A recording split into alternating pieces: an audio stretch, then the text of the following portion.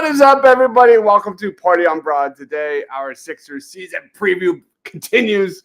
We're going to talk about some Delaware Blue Coats players that we're excited about. I know a lot of Phillies fans are down in the dumps, but today we're doing back-to-back Sixers shows about player development, about why you should be excited about the Philadelphia 76ers. And to help me do that, the best of the best in the business, he is Sean Bernard. Go give him a shout out on X at Sean_Bernard1. It's good, Sean.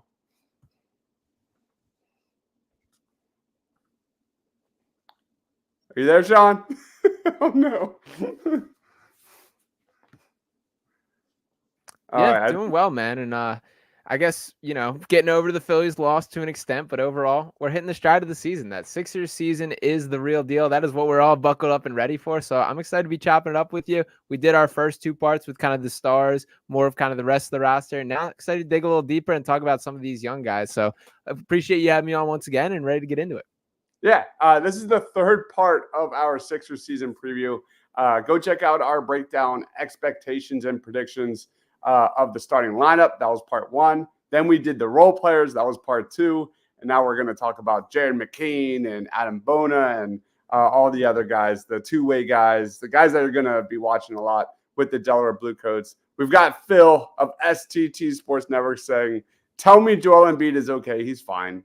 You're going to see him resting quite a bit this year. I've got Daniel in the house. Let's jump right into this, Sean, and let's talk about Jared McCain. Jared McCain, the first-round pick of the Sixers, entered his 1 year at Duke with the reputation of a true marksman, and, man, he made good on that, shooting 41.4% of his threes on 5.8 attempts per game. His upside as a shooter is really what you're expecting, what he's going to bring to this Sixers roster. You're hoping for him to be or to at least develop into an instant rotation caliber player, a guy that can shake free and knock down threes and change the complexion of a game. I'm a little sluggish on Jared McCain, at least for 2024, 2025. You saw in the summer league, he struggled with the shot. It's just a small sample size. He shot 25% from three in the summer league. The numbers aren't pretty, but it's still the summer league. The form wasn't broken. He got a lot of good and creative looks, many of which happened to roll off the rim. Sean, what's your expectations for Jared McCain? Yeah, I think you're right about that. Expectation should be tempered for his rookie season, that I don't think he's going to be a guy that's pushing a lot of these veterans for minutes in the early games here. But overall, I'm still pretty bullish on the outlook for Jared McCain. I think the biggest thing that you nailed it with the jump shot, I think he really is like a high-level elite shooter. I think he's a little bit more of like a Buddy Hield replacement than kind of that true point guard role, which is something that I've really taken from what we've seen in his usage with the Sixers thus far. I do expect some opportunities where he does get a chance in kind of the short-sighted games. I want to see a handful of games this year where Jared McCain very clearly has an impact on it, where he's able to step in, knock down a couple three-pointers, that he led the team in minutes in preseason game one. So it does feel like they're giving him the opportunity to an extent. If that shot translates right away, we saw the no-dip three-pointer that I was happy to see that a little bit in his game. I do think he's a little bit more polished as a playmaker than he's been able to showcase thus far. So I do think for year one, we should keep expectations pretty low. But I think there will be a handful of games in which he does put his imprints fully on the game and overall has some success there. So I guess for my expectations, I would say a couple Jared McCain games is what my hope is. Yeah, you want to see Jared McCain kind of have a stretch where he's like, yeah. I'll put stretch of flashes, stretch of great shooting. I don't know how to phrase that. I'm struggling. That works. But yeah, I fully agree. Like, you're hoping that he can like give you. I mean, you look at this Sixers roster. I mean, you've got Kyle Lowry, who turns 39 years old in March. You've got Eric Gordon, who's going to be 36 years old. That dude has a lengthy injury history. There's a good chance that one of those two is going to have a lengthy absence, especially Gordon, who kind of fills the role I expect from Jared McCain, at least this season, to take. So there is a very good chance that we will see Jared McCain in the regular season. The areas of improvement is defense, defense, Sean, did I mention defense? And I think that remains paramount. Like the amount of weaknesses in McCain's game right now, it's hard to imagine him being a quality rotation player, at least right now. So we kind of saw it against the New Zealand Breakers. Positive wise, I'd love to see him get those buckets and get that confidence and get that swagger back compared to the summer league. But he did get cooked a little bit, at least on the defensive end. Yeah, he picked up 2 fouls in like the first 30 seconds that he was on the floor, which not overly encouraging there. I will say like he did flash some defense at the college level. He's strong. That's probably his biggest asset on that side of the floor at this point. He's always going to be undersized in certain matchups, but he is a dude who like physically like can hold up when like being dropped in post up situation, that type of things. He is very like muscular and strong in a way that I think he needs to lean on that a little more. But I think a lot of it is just playing through mistakes, getting opportunities. Like Tyrese Maxey is a primary guy who he should be learning from on that end of the floor. Let's not forget what a mess Maxey was defensively when he first got to the league. And I would at least at this point declare that he's at least a league average defender. I would even make the case he's a little bit more than that at this point, which is some significant improvements to that time. So keep the hands active, improving that type of thing. But I do think he can get there over time. Expectations, keep shooting. Any other? Do you want to change that at all? No, that's fine with me. Maybe a little like playmaking flashes or something like that. I have my eye on. I'm curious. Like for me personally, I had him pegged as like a future point guard when we zoom out to like the conclusion of his career. Oh yes. It does feel like they kind of look at him as more of a shoot first guy. And maybe this is like, being strategic in what you put on his plate of make him be a shooter first, then add a little more to where he'll get there. But it surprised me how much off ball he has played. Part of that being with Jeff Dalton being a part of the equation. Yeah, it's going to be interesting. I like the way they kind of are going to be able to kind of slowly ramp him up. I do like maybe a Seth Curry kind of role, like a guy that's going to fly off screen, space the floor. That's really all I expect out of Jared McCain. The pick and roll stuff, that's the best picture scenario for Jared McCain. I think it is there. We didn't see a lot of it, but that's kind of also why I want to see him with the Blue Coats. Like that, I would love to see the Sixers at least hyper focus on that going forward. I don't know what the Blue Coats roster looks like off the top of my head, but I hope he gets an opportunity with that. Yeah, and by the way, Kyle Lowry is a perfect player for him to learn from, and both Kyle and Jared himself have been upfront about that, being a guard that he's watched the entirety of his lifetime, a smaller guard who's had success and found ways to impact things defensively, all these types of things. So I'm excited to see him learn from Kyle Lowry in the long run, and I do think like that snake pick and roll where he gets a guy on his hip, which Lowry does excellent as well. That's something that is in McCain's bag. So if he does get the opportunities, I would like to see some of that. Yep. The shot didn't fall, but he was getting to his spots during the summer league. All right, let's roll on to Adem Bona. I mean, it didn't really go according to plan for McCain, but I thought Bona was awesome during the Sixers summer league. He was their second round pick. During the summer league, averaged 2.6 blocks over 8 games. Definitely still a work in progress, but man, like that, the spark plug, the energy with that athleticism and that 6'4" wingspan. He's an outstanding shot blocker. This guy is capable of single-handedly wrecking possessions on the defensive end of the floor. And he's exactly kind of the guy you want in a foxhole with you, a guy that is going to fight. I was really impressed with Bona. I thought pound for pound, he was the most biggest surprise of the Sixers summer league. What are your expectations for Bona? The non-Joel Embiid games is where my full expectations fall, that you should be capable of being the backup center to Andre Drummond in those. And I also think that in an ideal world, we're talking about him being a potential matchup advantage in certain ones that would typically be Andre Drummond's role. That if there is maybe more of a high flyer or like the Clint Capella type, that maybe the answer is let Bona use his springs, use his athleticism and get out there. I agree. He was absolutely a shining star of Summer League. His work rate is just absolutely off the charts. Like he does not have an off button as far as he's running up and down the court and getting to every spot that he possibly can. It stood out every single time I watched him, and that is what I expect. there are still like the downsides and growing pains you need to get through. I was intrigued by what I saw with the jump shot, but there's really no track record of him having success there. So that's going to be something to keep an eye on. The foul issues is probably going to be the number one thing. Now, in general, my outlook on this is if you're a backup center and you're at max playing 15 minutes in the game, if you want to use all 5 fouls in 15 minutes, I generally don't have a problem with it.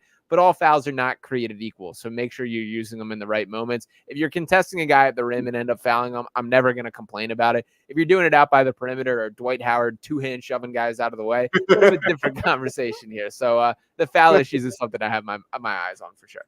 Yeah, stop the fouls, box out, man. Just be disciplined as a rebounder. That, obviously this is a team that struggles there. Maybe like areas to improve, like perimeter defense. I really want him to be able to kind of hold his own on switches. I really like his potential defensively, but you nailed it with the fouls. 5.6 fouls per 40 minutes across his 2 college seasons. A lot. He played 21 minutes in the summer league and averaged almost 5 fouls per game. That's an average of 9 fouls per 40 minutes. So obviously, I mean, it's summer league. Who the hell cares? But anyway, you get 10 in summer league. Might as well use them. Yeah, exactly. My expectation, G League all the way. I expect him to be, and I don't think that's a bad thing. Like that's not a negative for Bona. I think his offensive limits are legit. I do think the shot looks good, at least from the free throw line. There was that one video during the offseason we saw it, the shot looks pure. I think there is upside there, but obviously how he develops that jump shot will be key with the Blue Coats this season. But right now, his utility on that offensive end of the floor is limited to just screening, rolling, the occasional alley-oop, the occasional putback dunk. I just think a redshirt season and him becoming a rotation center for the team down the road, probably come like March, April, like when they're like getting a lot guys are sitting and he, flashes something in that March time frame. Any thoughts? Yeah, I mean, for one of my points that I did want to bring up here was like, this kind of comes off as a critique, but I mean this in the best way possible. He knows exactly who he is and what his limitations are. So like when he gets these opportunities, what I expect is he's just going to do center things. Like one of the critiques of Paul Reed is he always had this instinct to do a little too much, that he wanted to get to his dribble bag or try things. That is not Adem Bona, that he's going to set screens, block shots, rebound, and that's about it. That's what you're going to get out of him, which I think is a great trait. Like he knows exactly who he is. He's going to be that archetype of center, a rim running, shot blocking, rebounding big man. So that's a great thing. And yeah, I do think I think that there's a chance that he gets a little bit more shine with the Sixers team than people are expecting, particularly because I think they're going to be really careful about how they use Joel Embiid this year. So that opens the door for some potential minutes. And if Bona continues this type of work rate, I think he'll get the chance. I agree. We got Mitch in the house. What's going on, Mitch? Thanks for joining, man. Shout out, Mitch. Let's roll on to another intriguing player, and he is Justin Edwards for the Sixers as I get up his graphic here. He had some moments this year. He's one of the current guys occupying that two-way spot for the Sixers. He's a guy that takes gambles defensively. Sometimes it pays off. Sometimes it doesn't. He can look good offensively, especially when the shot is falling. Didn't shoot well from the perimeter during the summer league, 27% from 3. But he passed the eye test, at least for me, Sean. Like the body of an NBA player is real. And I think he's like the anti-Jeff Dalton. He's a guy that they're like banking on based on his upside and, him being a big time recruit out of high school. What are your expectations for Justin Edwards? Yeah, the anti-Jeff Dalton's a great line there. I definitely see that. Edwards is an interesting one. So I got a chance to watch him play once in high school. Went to Emotep Charter, a Philly guy. Got a chance to interview him as well. Good kid. I was really impressed with. I most recently talked to him at the Rumpf Classic a couple months ago, where he seems pretty locked in on like finding an identity as like a defensive minded player, which is really appealing to me because I think that likely is the lane. The like NBA player comp that I have for him to grow into is Derek Jones Jr., another Philly guy there. not quite the athlete that Derek Jones Jr. is, but I do think that there is like a similar skill set there, and guys that I'm impressed with his ability to understand, like, maybe my best route is to be a defense guy. That typically takes a little bit longer for guys to get that slap in the face. And he was a top 5 recruit, went to Kentucky, was overall outperformed by the Reed Shepherds, Rob Dillinghams of the world on that team. That happens in Kentucky every year, unfortunately, that they bring in a ton of highly touted recruits. The cream rises to the top, and that doesn't mean that he's a bad player. It means that 2 guys that were drafted in the first round were first-round talents that were able to carve out a role ahead of them there. So as far as areas to improve, I think offensively, like, I still have some questions. He's got to improve driving to the right hand. Absolutely. He's very left-hand dominant at this point in time. He relies on his athleticism a lot. That's not going to fly at the NBA. Like, when you're just attacking with, like, hanging in the air for longer than guys, there's going to be people that meet your match at the NBA level there. So I would say get a little bit more comfortable with that. And I guess, like, while defense is kind of an identity, I still, like, role-wise, yes, he's a wing, but, like, the three-pointers really got to be there, and I'm not fully confident. He did hit, I think he's hit 8 threes against Alabama this year, so there's been some flashes, but just put it all together. He's another guy who I expect to fully spend this year with the Blue Coats, and I think that's for the right reasons. Yeah, consistent shot from the perimeter, more polish, drive to the right. I think that pretty much nails it. Like, and then that it's funny because it goes right into the Jeff Dalton profile section of this show. I mean, I don't even know. All right, let's go back. He played 12 games with the Sixers last year, 4.3 points, 2.3 assists, and 0.4 turnovers in 11.8 minutes per game. Hit his shots, 47% on 19 attempts in that stretch. This is a guy that doesn't try to play beyond his skill set, or this is a guy that doesn't try to do too much on the court. He's proved to be just a steady, reliable guard that can, relatively seamlessly give you positive impact on the court. You look at the Summer League, he averaged 17.1 points per game and shot 48% from the field, 30% from 3 before he was shut down during that final game. And he's now on the Sixers' third and final 2-way spot. So I think familiarity with Nurse and a high floor. That's what you're going to get with Jeff Dalton. He's got a lot of experience. He's got proven reliability at the top level when called upon. By far the most NBA ready of the Sixers' 3 2-way contracts. And you look at, Kyle Lowry holding that backup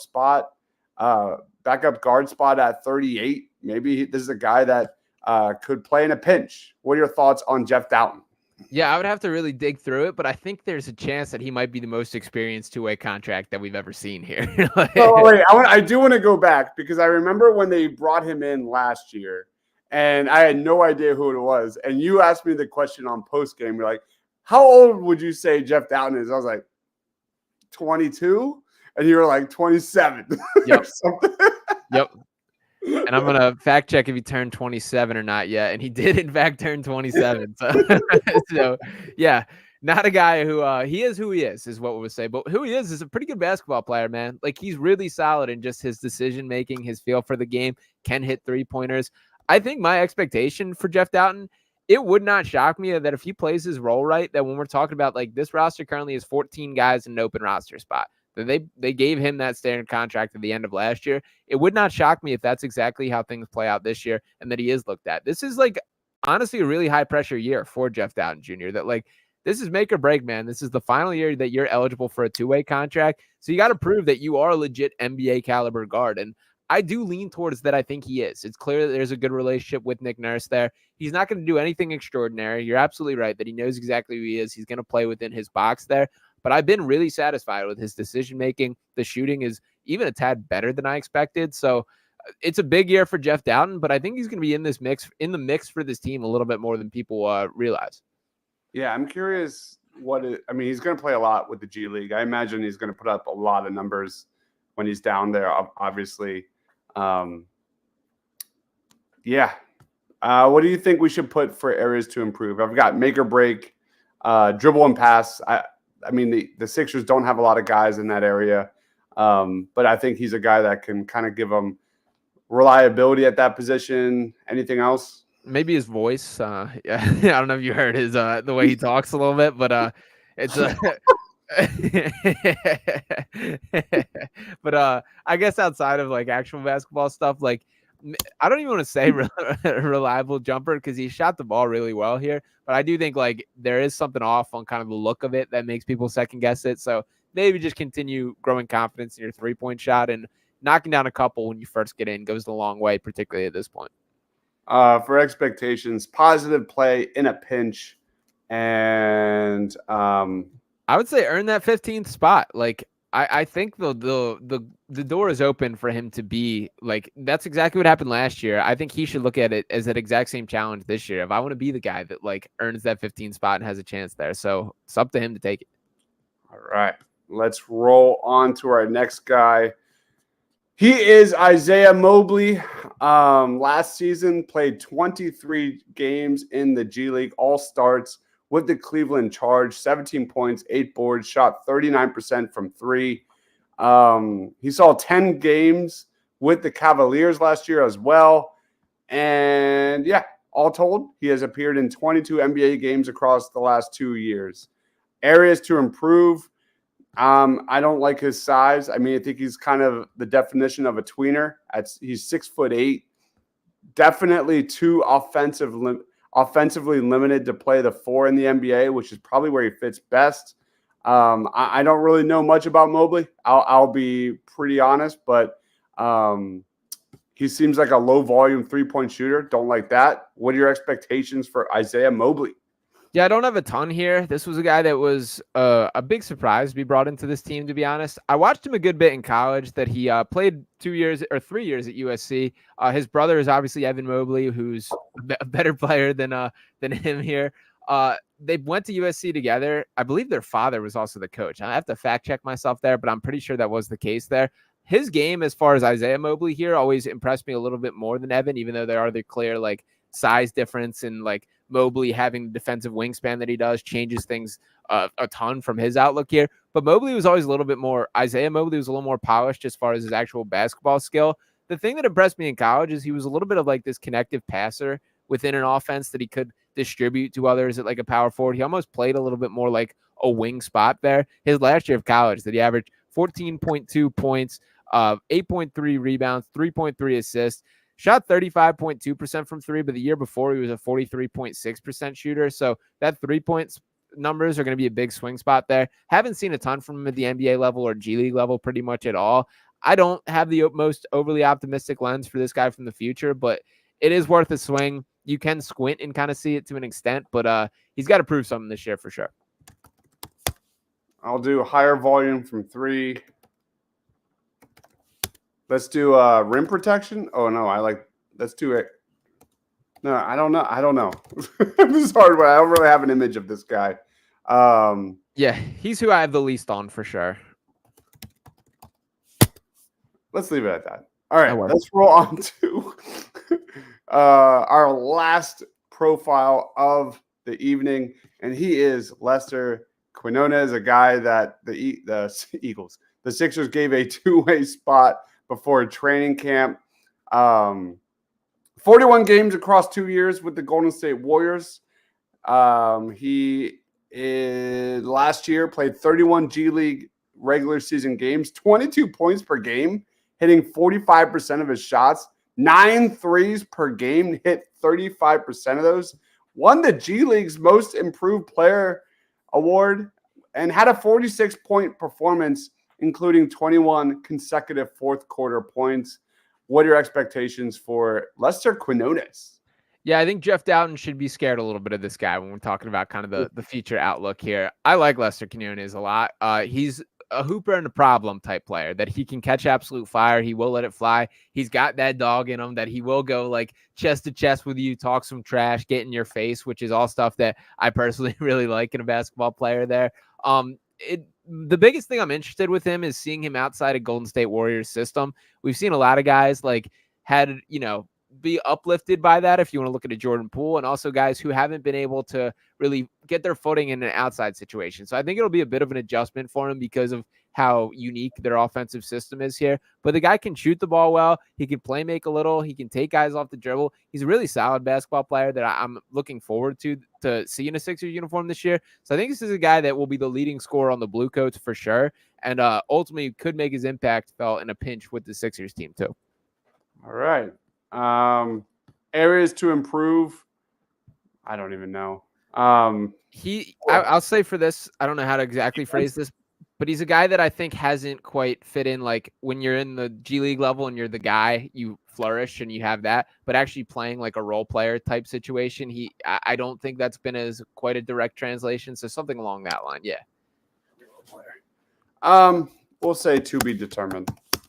Well, trust me, we'll be watching Blue Coats basketball this year and figure out a little more about Lester Quinones.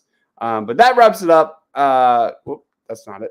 Sean, where can we find you, man? What do you got going on over at Sixers Digest and Fox Sports The Gambler, dude?